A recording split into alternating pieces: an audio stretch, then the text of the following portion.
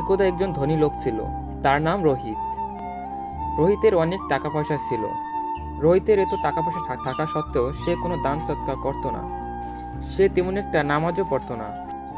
আল্লাহর আদেশ নিষেধের প্রতি তার কোনো ধ্যান খেয়ালই ছিল না।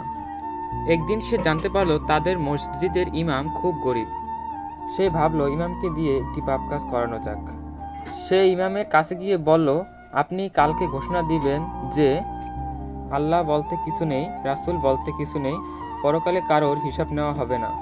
ইমাম এ কথা শুনে বলে উঠল, নাউজুবিল্লাহ, আমি এ কথা কিছুতেই বলতে পারবো না। রোহিত বলল, আমি আপনাকে এর জন্য 20 লাখ টাকা দেব। ইমাম বলল, না, আমি পারবো না। রোহিত বলল, আমি আপনাকে 1 কোটি টাকা দেব। ইমাম বলল, না, আমি পারবো না। এই সামান্য টাকার জন্য আমি আমার ঈমানকে বিক্রি করতে পারবো না। এই কাজের জন্য আল্লাহ তাআলা আমাকে পরকালে ভয়ানক শাস্তি দিতে পারেন। রোহিত এমন করে 2 কোটি, 4 কোটি, 10 কোটি, এমনকি তার নিজের পুরো সম্পত্তিকে দেওয়ার প্রতিশ্রুতি জানায়, কিন্তু ইমাম কিছুতেই রাজি হলেন না।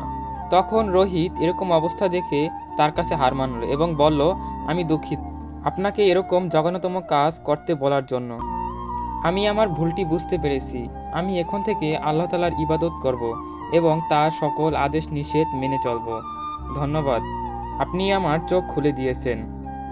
আমরা এই গল্প থেকে এটাই শিখতে পারলাম যে নিজের ঈমানকে কতটা মজবুত করতে হবে।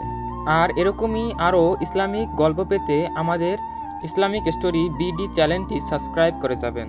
ধন্যবাদ।